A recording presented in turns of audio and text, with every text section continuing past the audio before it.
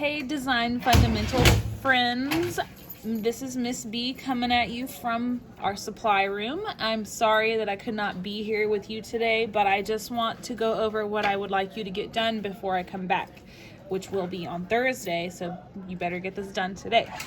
So we focused on variety as a principle of design in our last project, where we did a bunch of different colors and designs to create our sculptures. So now I want to rein it back in and do our card for that lesson. So what our main focus here is that we use a wide variety of colors. So to start, you'll have a card, and we got to divide this card into 6 blocks. So we're going to have 1, 2, 3, 1, 2, 3. So first, I'm going to use my ruler to mark off the top of the card. If you look closely, I put a mark where my measurement is, which is 1, 2, 3, 4 lines behind the 3, okay? So that's where you're gonna use as a marking point. So I lean it up on my paper and put a mark there, and I'll slide it over, line up the first line with that mark, and put another mark. So we have 2 marks at the top. Now we need to do 2 marks at the bottom. This is so that we have nice and straight lines when we connect these. So same point, same point. Now I'll connect the lines.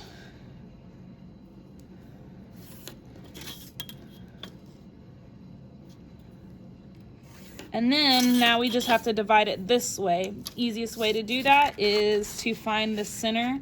I don't want you guys folding these completely, so I'm literally just putting pressure and keep putting a real crease in the end here, and I'll do the same thing for this end.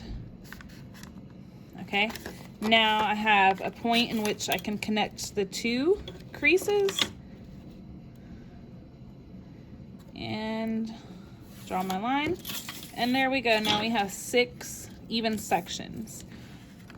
Now the next step is to make our circles. So we are probably tired of making these circles, but we're going to do it again. So you don't have to make them perfect, so you don't need to trace anything. They can kind of be egg yolky.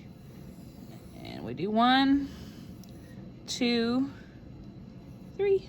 And same thing for all 6 squares.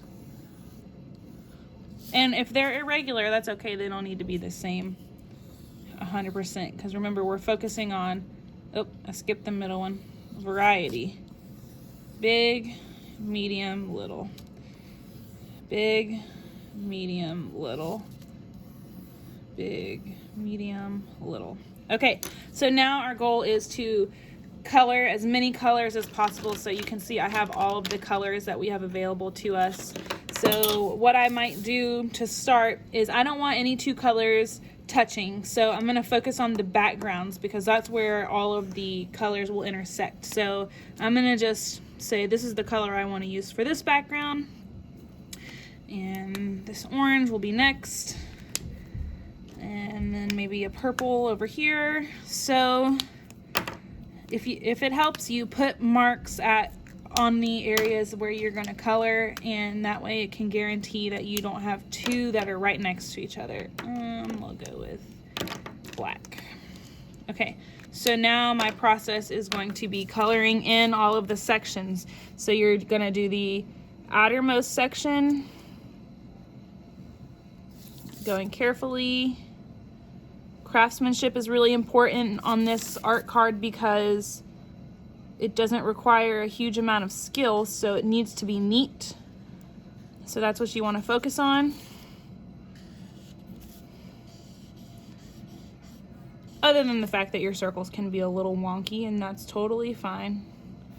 I just don't want a huge, streaky, messy lines when it comes to your coloring, okay?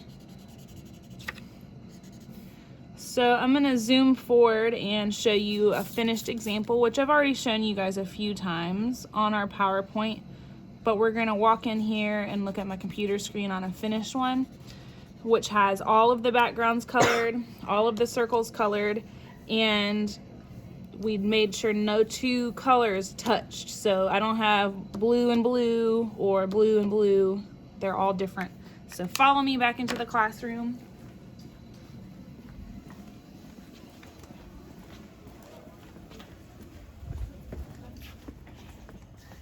and you will see a finished card.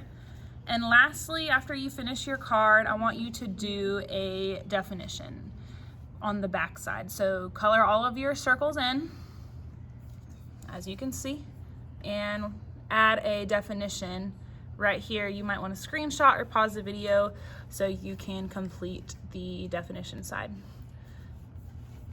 All right, guys, you have a good afternoon, and I will see you when I come back on Friday.